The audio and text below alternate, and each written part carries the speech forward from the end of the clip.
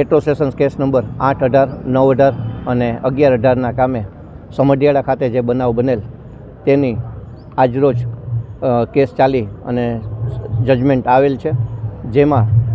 સરકાર પક્ષે રજૂ થયેલા પુરાવાઓ અને રેકર્ડ આધારિત જે જુબાનીઓ થઈ હતી, મેડિકલ એવિડન્સ હતા, તેના આધારે નામદાર કોર્ટે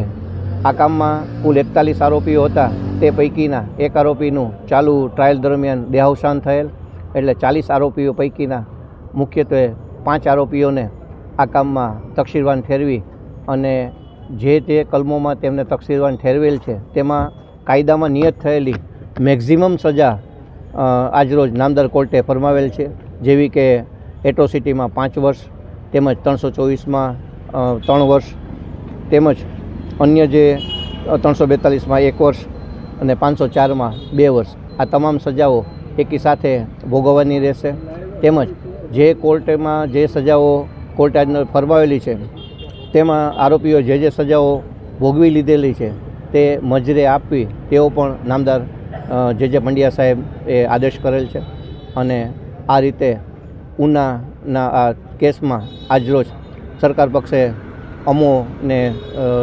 સ્પેશિયલ આદેશ કરી અને રોકવામાં આવેલ મોકલેલ તે કેસ માં ગઈકાલે પણ હર્ષ સંઘવી સાહેબ પૃચ્છા કરતા હતા અને આજરોજ એમાં સરકાર પક્ષે જે રજૂઆતો અને કેસ ચલાવી અને જજમેન્ટ આવી ગયેલ છે, જેથી લોકોને ન્યાય અને કાયદાના શાસન ઉપર અને વ્યવસ્થા ઉપર શ્રદ્ધા બેસેલ છે. આ બહુ ઘણા બધા પત્તા એટલે પેજીસનો ચુકાદો છે, આશરે 340 જેટલા પાનાઓ છે, હજી સંપૂર્ણ અભ્યાસ કરાયેલ નથી. બીજું, નામદાર કોર્ટે કોઈને પણ તકસીરવાન ઠેરવવા માટે જોઈતા જે ઇન્ગ્રીડિયન્ટ્સ છે કે એનું ઇન્વોલ્વમેન્ટ હોવું જોઈએ, રેકર્ડથી ફરિયાદી એને સમર્થન આપવું જોઈએ અને સાંયોગિક પુરાવાઓ પણ એને સમર્થન આપતા હોવા જોઈએ. આ તમામ નામદાર કોર્ટે જુબાની દેતી વખતે કેસમાં તકસીરવાન ઠેરવતી વખતે જોવાનું રહે છે. જે નામદાર કોર્ટેનું જે પણ ફાઇન્ડિંગ હશે તેનો અભ્યાસ કરી અને આગળની કાર્યવાહી સરકારની સૂચના મુજબ અમે કરશું. જે કલમો સરકાર પક્ષે અને ફરિયાદ પક્ષે સાબિત થઈ શકી છે તેમાં નામદાર કોર્ટે સજા ફરમાવેલ છે. અને બાકી તો મેં આપને પહેલાં પણ કીધું, ફરીથી જ કહું છું કે ચુકાદાનો સંપૂર્ણ અભ્યાસ કર્યા બાદ અને